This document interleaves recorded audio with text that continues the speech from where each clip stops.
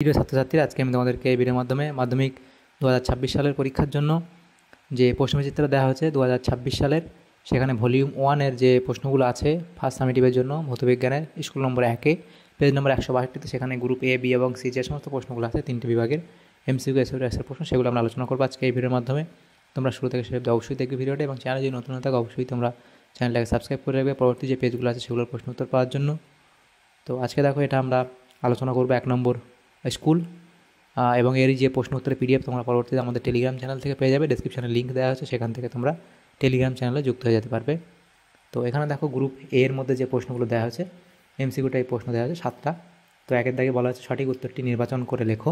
প্রথম প্রশ্ন, গ্রিনহাউস এফেক্টের জন্য দায়ী, সেটা হলো কি? গ্রিনহাউস এফেক্টের জন্য দায়ী ইনফ্রারেড রশ্মি। অপশান বি হবে তোমাদের এখানে সঠিক উত্তর। এরপরের দেখো যে প্রশ্ন 1.2-এ বলা আছে একটি আদর্শ গ্যাসের প্রতি একক আয়তনে মোল সংখ্যা কত, সেটা হবে P/R/T। এরপরের প্রশ্ন, একটি উত্তল দর্পণের বক্রতা ব্যাসার্ধ 20 সেন্টিমিটার হলে ফোকাস দৈর্ঘ্য হবে 10 সেন্টিমিটার। Option A. এরপরে প্রশ্ন 1.4-এ বলা আছে আলোর প্রতিসরণে যে রাশিটি অপরিবর্তিত থাকে সেটি হলো আলোর কি কম্পাঙ্ক, অর্থাৎ অপশান বি। এরপরে আছে এ ও বি দুটি মাধ্যম যেখানে mu A greater than mu B, A মাধ্যম থেকে আলোকরশ্মি বি মাধ্যমে তির্যকভাবে প্রতিষ্ঠিত হলে আপাতন কোণ ও প্রতিসরণ কোণ হয় যথাক্রমে আই ও আর। প্রদত্ত কোণ সম্পর্কটি সঠিক। এখানে তোমাদের সঠিক যেটা হবে অপশান সি, এটা সঠিক হবে। এরপরে আছে আধুনিক দীর্ঘ পর্যায় সারণীতে ক্ষারীয় মৃত্তিকা ধাতুগুলি কোন গ্রুপে অবস্থান করে, এটা হবে গ্রুপ 2-তে অবস্থান করে, 2 নম্বর গ্রুপে। এরপরে 1.7 থেকে বলা আছে সমযোজী দ্বিবন্ধনযুক্ত যৌগটি হলো, সেটা হবে C2H4। অপশান বি হবে সঠিক উত্তর। তাহলে এখানে এমসিকিউ টাইপ প্রশ্নগুলো হয়ে গেল। এরপরে যে প্রশ্নগুলো আছে দেখো সেগুলো কী বলা হয়েছে, গ্রুপ বি এর মধ্যে এখানে 9টা প্রশ্ন আছে, 1 নম্বর করে 9 নম্বর দেওয়া হয়েছে। তো 2-এর দাগে নিচের প্রশ্নগুলির নির্দেশ অনুযায়ী অতি সংক্ষিপ্ত উত্তর দাও, বিকল্প প্রশ্নগুলি লক্ষণীয়। 2.1-এ বলা আছে সৌরকোষে ব্যবহৃত অর্ধপরিবাহীটির নাম কি? সৌরকোষে ব্যবহৃত অর্ধপরিবাহীটির নাম কি লিখবে তোমরা? এটা হলো কি সিলিকন। তাহলে এটা কি হলো সিলিকন। নেক্সট প্রশ্ন অথবা দিয়ে দেওয়া হচ্ছে বায়োগ্যাস প্ল্যান্টে বায়োমাসকে মিথেন গ্যাসে রূপান্তরিত করে কোন ব্যাকটেরিয়া? লিখবে মিথানোজেনিক ব্যাকটেরিয়া। তাহলে কি হবে মিথানোজেনিক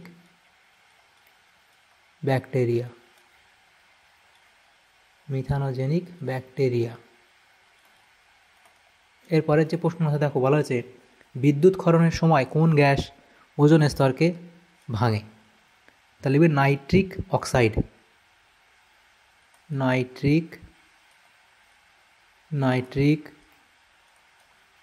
অক্সাইড। এরপরের যে প্রশ্নগুলো আছে দেখো, বলা হয়েছে চার্লসের সূত্রে ভিটি লেখচিত্রের প্রকৃতি কি? তাহলে এটা কী হবে মূল বিন্দুগামী সরলরেখা।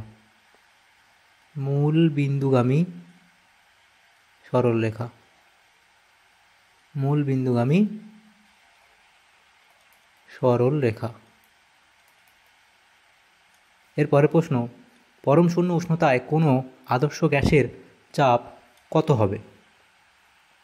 তাহলে চাপ কি হবে শূন্য হবে। পরম শূন্য উষ্ণতায় কোনো আদর্শ গ্যাসের চাপ কত হবে? শূন্য হবে। এরপরে প্রশ্ন, তাহলে এটা হলো শূন্য। এরপরে দেওয়া আছে প্রশ্ন দেখো, স্ট্রিট ল্যাম্পের প্রতিফলক হিসেবে কোন দর্পণ ব্যবহার করা হয়? তাহলে উত্তল দর্পণ ব্যবহার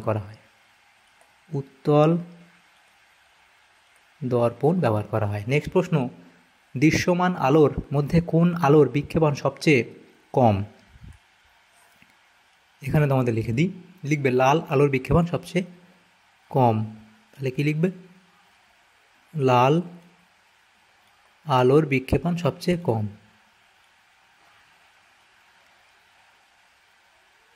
এরপরে প্রশ্ন অথবা দিয়েছিল কোন শর্তে প্রিজমের দুটি প্রতিসারক তলে রশ্মির চ্যুতি সমান হয়? তাহলে লিখবে কি যখন প্রবেশ কোণ ও নির্গমন কোণ সমান হয়। যখন প্রবেশ কোণ ও নির্গমন কোণ সমান হয়। এর পরের প্রশ্ন ছিল সুস্থ চোখের ক্ষেত্রে স্পর্শ দর্শনের ন্যূনতম দূরত্বের মান কত? তাহলে কত হবে? প্রায় লিখবে কি প্রায়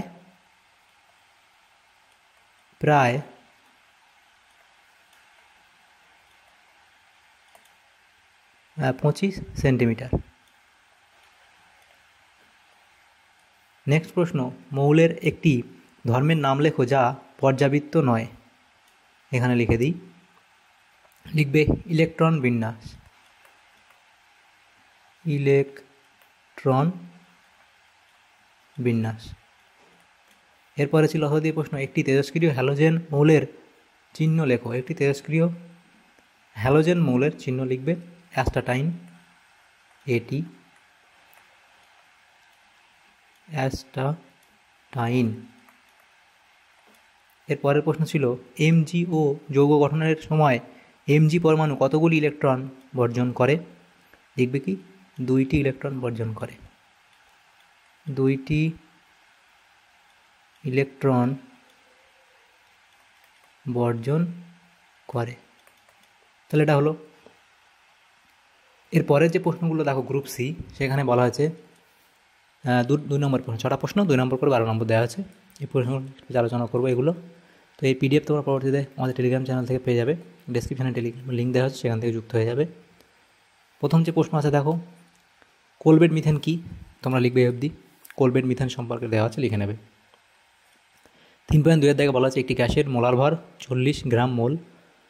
তো দেখো এখানে আছে 37 ডিগ্রি সেন্টিগ্রেড উষ্ণতায় 760 পারদস্তম্ভের চাপে 80 গ্রাম ওই গ্যাসের আয়তন কত হবে?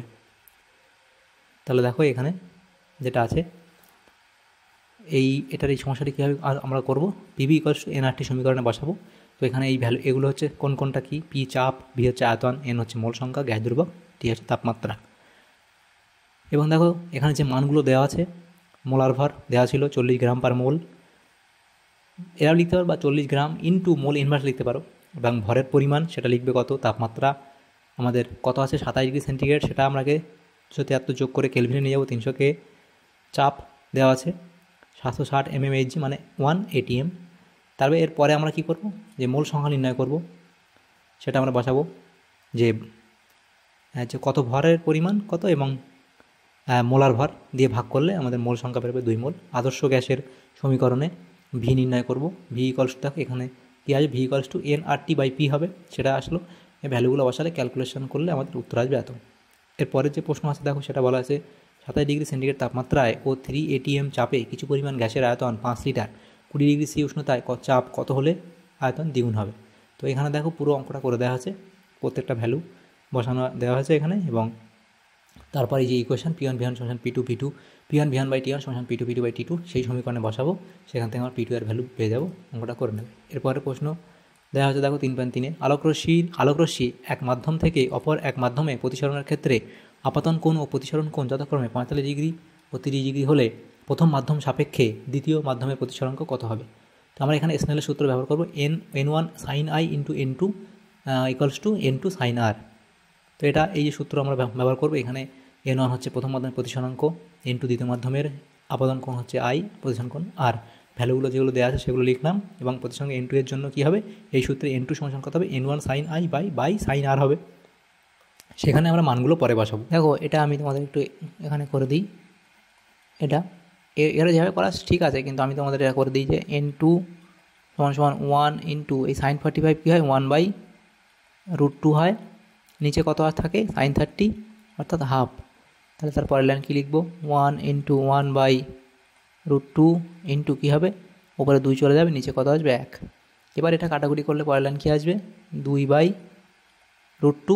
এবার দেখো এই √2 আমরা √2টা ঘটানোর জন্য উভয় পক্ষে ওপরে এবং নিচে √2 দিয়ে গুণ করব।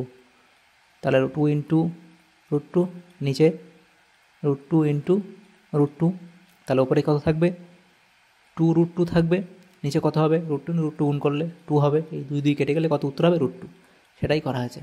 তো এখানে এই ভ্যালুগুলো বসালে করতে পারো, আমি এভাবে করতে পারো। এরপরে দেখো দেওয়া আছে অথবা দিয়ে প্রশ্ন, জলের মধ্যে আলোর গতিবেগ এত হলে জলের প্রতিসরাঙ্ক কত হবে? তো এখানে দেখো এন হচ্ছে প্রতিসরাঙ্ক, c শূন্য মাধ্যমে আলোর গতিবেগ জলে, আলোর গতিবেগ। এখানে মানগুলো জাস্ট বসাবো এই সমীকরণে, তাহলে আমাদের অঙ্ক হয়ে যাবে। নেক্সট প্রশ্ন যেটা দেখা হচ্ছে 3.4 দাগের প্রশ্ন, দেখা হচ্ছে এনএ এর সঙ্গে সিএল আয়নীয় বন্ধন গঠন করে কিন্তু এইচ এর সঙ্গে সমযোজী বন্ধন গঠন করে। তো পুরো ডিটেলস এখানে দেওয়া আছে, তোমরা এটা লিখে নিও। এর পরের যে পার্টটা এইচ এর সঙ্গে কী হয় সেটা এখানে দেওয়া আছে, এটা লিখে নেবে। নেক্সট প্রশ্ন দেখো 3.5 বলা আছে NaCl গলিত বা দ্রবীভূত অবস্থায় তড়িৎ পরিবহন করলেও কঠিন অবস্থায় তা করে না কেন, সেটা তোমরা লিখবে। এরপরে প্রশ্ন অথবা দিয়েছিল একটি কঠিন ও একটি তরল সমযোজী যৌগের উদাহরণ দাও। কঠিন সমযোজী যৌগ লিখবে সিলিকন ডাইঅক্সাইড SiO2, আর তরল লিখবে তরল সমযোজী যৌগ হচ্ছে জল H2O। এরপরে 3.4 দাগের প্রশ্ন বলা আছে মেন্ডেলিভের পর্যায় সূত্রের দুটি ত্রুটি লেখো। এখানে দুটো তিনটে ত্রুটি দেওয়া হয়েছে, এগুলো তোমরা লিখে নেবে, যে কোনো দুটো লিখে নেবে। তাহলে দেখো আমাদের এখানে এই যে প্রশ্নগুলো ছিল 1 নম্বর স্কুলের ক্লাস 10-এর ভৌতবিজ্ঞানের, সেগুলো আমরা আলোচনা করলাম আজকে এই ভিডিওর মাধ্যমে। গ্রুপ A, B এবং C। তোমাদের যদি সামান্যতম উপকার আসে থাকে ভিডিওটা অবশ্যই একটা লাইক করবে এবং বেশি বেশি করে বন্ধুদের সাথে শেয়ার করবে। আর পরবর্তী যে পেজগুলো আছে সেগুলোর প্রশ্ন উত্তর পাওয়ার জন্য অবশ্যই তোমরা আমাদের চ্যানেলটাকে সাবস্ক্রাইব করে রাখবে। Thank you, thanks for watching.